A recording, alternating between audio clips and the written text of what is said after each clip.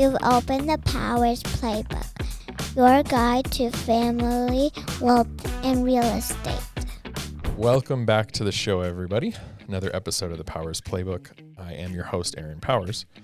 And the play we're running today is going to be investing in yourself. So we're going to dive a little deep today and talk a little bit about wealth and how to build for future and what that means for you.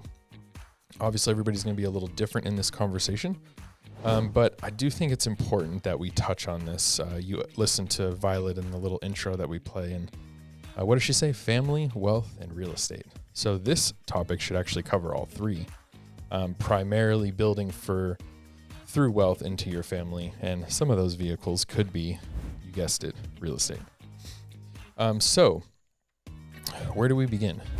I think the biggest thing is you have to look at this as an investment, right? Meaning that if you're going to do this, you are going to be spending money. There are very few things in life that you are invested in without spending money, if you think about it. So that's going to be a prerequisite for this conversation. And I want you to look at it in a way of how can you invest in you? Meaning that if you're looking at, let's say, for instance, taking a class or learning something or, investing a dollar amount in a stock or, just for example, you are going to give something to get something. And so I want you to look at it as not a cost, but an investment. Hey, this, I want to learn this thing, but it's going to cost me this much. Well, okay, yes, it'll cost you, but maybe it's an investment in myself of this much. I think a lot of us are really easy to say like, well, I'll invest my time.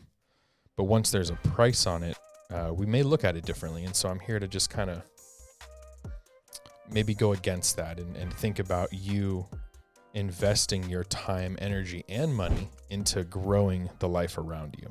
Okay. So that's number one. On the investment side of things, as far as money is concerned, there is a million different opportunities out there. The more money you make, the more those opportunities are going to come to you from everywhere, right? Everybody's going to want a piece. Everyone is going to want to buy something or say, hey, invest in this thing. The one rule that I've really grown to like is invest in what you know, right? So if you know or feel comfortable in something, probably makes sense to invest in it.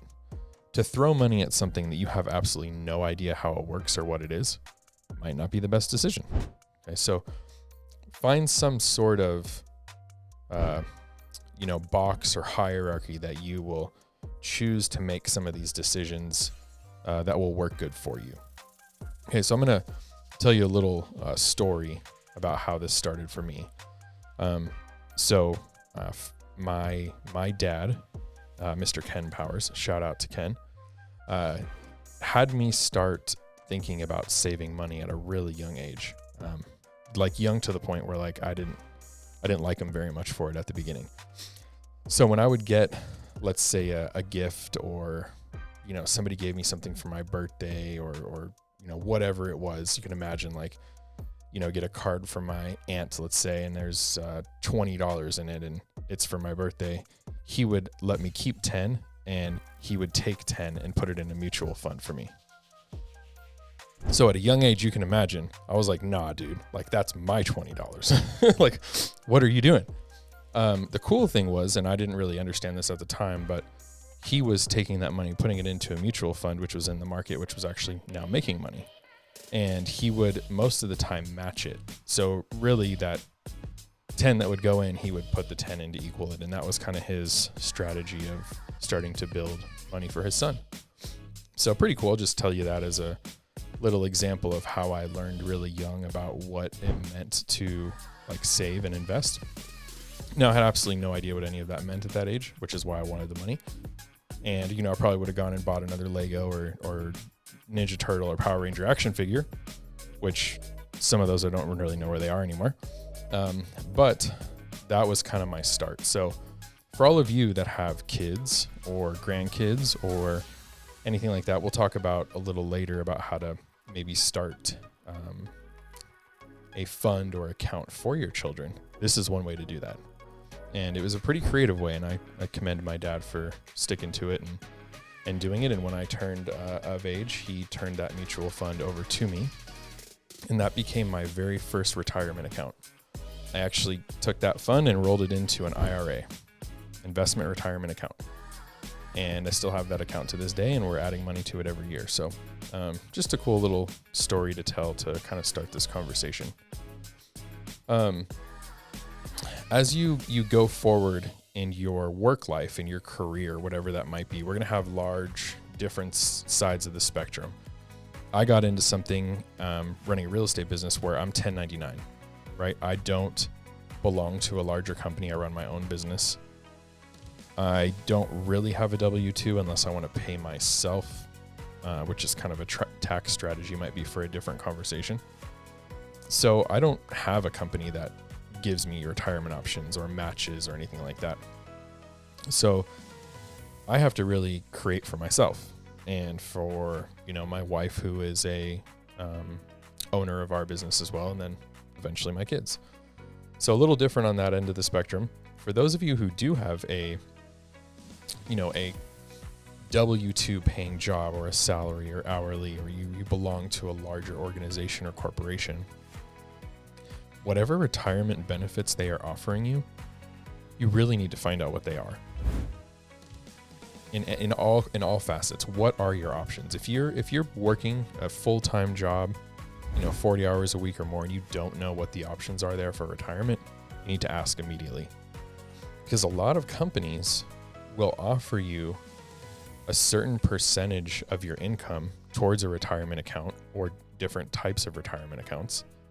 And a lot of them will also match whatever you put in up to a certain amount. This is huge. This is literally free money, right? So let's say you have an option to put in, 4% or 8% a year of whatever your annual income is towards a 401k. 401ks is an investment vehicle that's really popular if you belong or working for a larger company or organization. Let's say you can put in 4% or 8%. I'm just spitballing numbers here, by the way. I have no idea if that's even a normal percentage for a 401k. But let's say you can put in 4 or 8, but they'll match every year up to 8%. You better max that thing out and put in 8% a year. Because if they're matching that, that's 16% a year, right? 8 from you, 8 from them. And you can roll that through and for as long as you work there. You, at this point, especially if you're younger, you need to be doing this at the full capacity that you have allowable to you, because this money in this account over time will compound and become bigger than you can even imagine. So if you've never heard compound interest before, probably a big topic. I'm sure there's a lot of content out there on compound interest. The younger you start, the better it gets. The more, achievable income you can create for yourself in the long run. So please do this. Look into whatever is allowable to you and max it out to whatever capacity they'll allow you to. Take the free money as long as you can get it. It'll benefit you huge in the long run. Also, these accounts, they are, they don't, just because you leave that company or that business doesn't mean that you don't get to take it with you, right? A lot of these accounts you can roll over into wherever you go next, or you can, take it out and put it back into wherever you go next. There's a lot of options. So just look into this. It's a huge option and benefit for you and your family as you move forward. These retirement accounts and vehicles and assets are, a big winner for you later in life. Also, for your 401ks, you can use some of that money, a lot of times tax-free, towards down payment in real estate. So I'm just throwing this in there because obviously we do run a real estate business, and you can get an exemption in your 401k through hardship for purchasing a primary residence. And a lot of times they'll allow you to use the money tax-free. Now, not always. Some of them you may have to pay to use that money, but it's yours. And if you've been building it now, you get to make a decision to purchase something where if you didn't have that, you may not have been able to otherwise. So just something to think about. You definitely want to max out whatever you can for 401k. If you are 1099 let's say you don't have a, salary or hourly, you're in sales or you're running a business, you really need to start putting money away for yourself. You need to be investing in something, right? There are traditional IRAs, there are Roth IRAs, there's a SEP IRA. There's all kinds of different things. Probably a really good time for me to tell you that I am not a tax professional. I am not an investment professional. I do not have a license. I am not an attorney. The only license I have is to sell real estate. That is all that I am allowed to do. This is just my personal opinion and advice for you if you're listening to this show. So please, if you make or lose money by listening to this, it's not my fault. Okay. Hopefully the lawyers are okay with my little spiel there. But anyways, if you do not have a 401k or options through a different company, then you definitely need to set up a retirement account for yourself. I kind of listed a few of the ones that are available. There are others, I'm sure, but those are, the most utilized and probably the easiest to understand. What they'll allow you to do is they'll allow you to put money away for yourself in retirement, tax-free, either on the way in or on the way out. Okay, so a traditional IRA, you will put money in and you'll be able to write it off. It'll go in tax-free. When you take it out later in life, you'll pay whatever tax bracket you're in when you take the money out as income because it's yours. You're saving it for later, right? If you want to go the Roth IRA, you won't write anything off. You'll put the money in there now. You'll take it as income. It'll earn tax-free. You'll take it out later in life tax-free. Okay, so 2 different strategies there. It kind of depends on who you talk to. Personally, I like the Roth. I would love for my money to make compound interest on itself tax-free because I've already paid the taxes going in. Okay, this is maybe a little higher level conversation. If you have specific questions about this, you're more than welcome to reach out to me. And, depending on your situation, I'll try to help you if I can. This is also a great time to say, you may want to have somebody watch your money for you, right? If you're making enough and it's worth it to you, there are plenty of opportunities and people out there who make a living on helping you invest your money the right way, right? Putting it in the right places, picking the right vehicles to attach to. And that may definitely be a benefit to you if you don't have the appetite or the want to learn this stuff. But just because you don't want to learn it or don't understand it does not mean it's not important. These are extremely important conversations for you in your future. So just think about it. I really like the idea of picking a, certain percentage, potentially a certain amount. There is a maximum amount that you can put in to a traditional or Roth IRA annually. Those numbers do change. It has gone up in recent years. So I think right now it is, I want to say it's $7,500, I think, is the max per year that you can put into this account. And I would highly recommend that you max it out. Just like if you had a 401k, put the max in you can every year and allow it to build upon itself. Now you can trade these, right? You can trade these in the stock market. You can trade them in mutual funds. You can trade them in index funds. Anything that you feel comfortable putting your money into that's traded in the marketplace. And as it goes up, you'll reap the benefits. And as it goes down, of course, just like anything else, you might lose, right? But these are not short-term strategies like I'm talking about, right? We've kind of already established, if you listen to the show, we're playing the long game here. This is a long game conversation and strategy, okay? So pick what you want to do, what's available to you. Is this something you have to create for yourself, or can your company allow you to hop on along with them and build, right? And what can you do for this money later in life? What can it do for you? Do you want to work forever? I know I don't.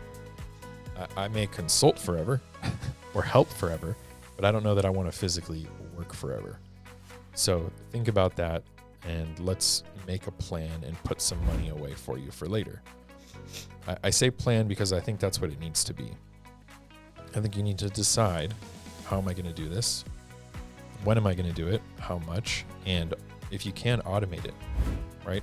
Almost all of the available places to open these accounts will allow you to make automatic deposits or a one-time, automatic deposit.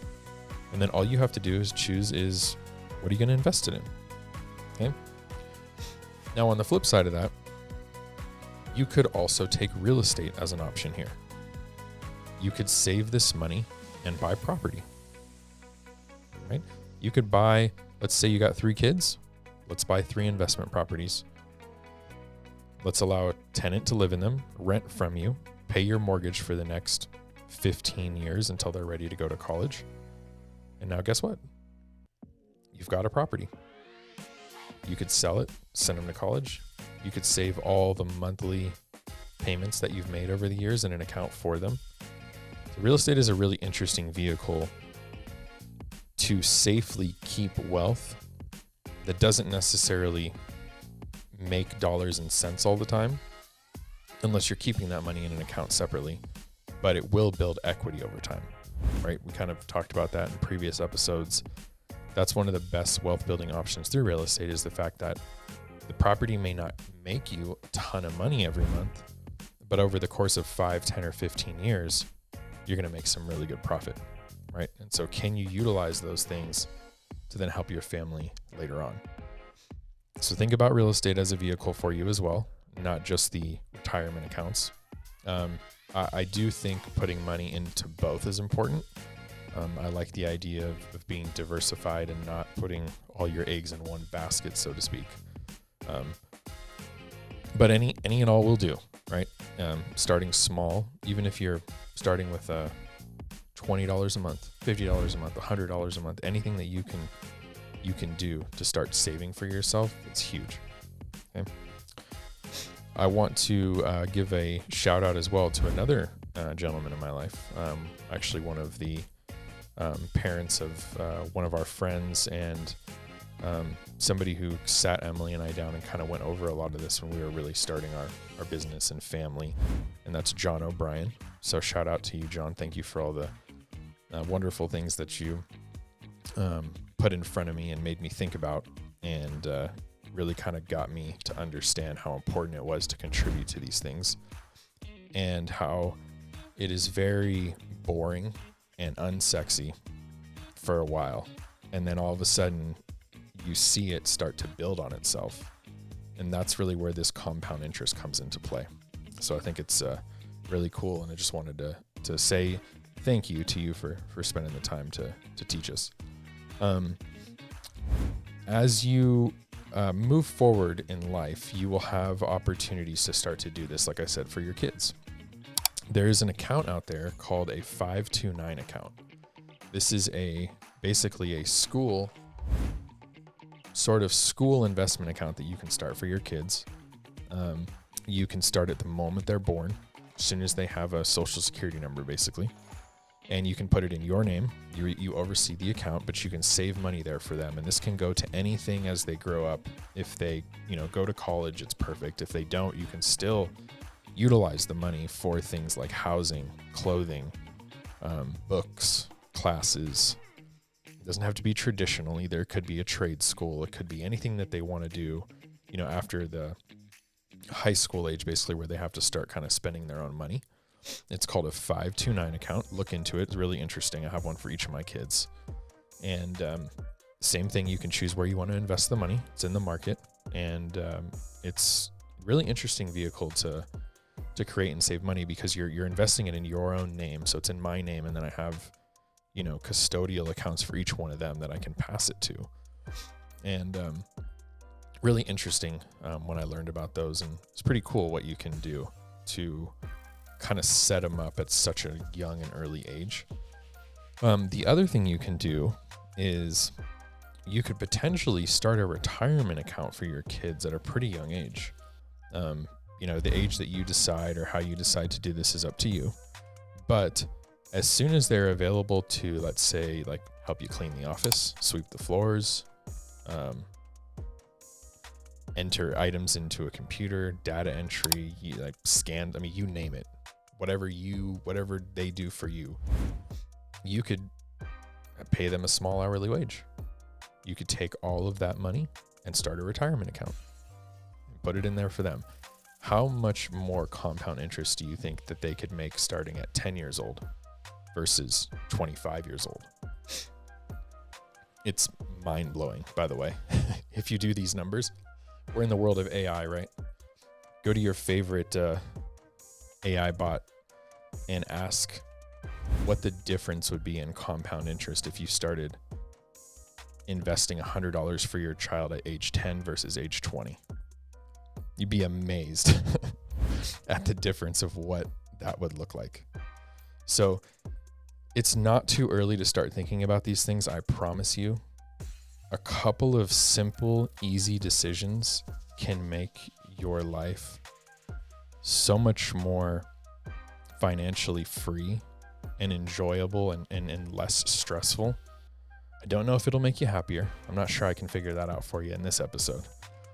There's a lot of things to life. This is just one of them, but a very important one, and I feel like it does not get talked about enough. I went to school for a lot of years. What class did they teach this stuff in? I don't remember one.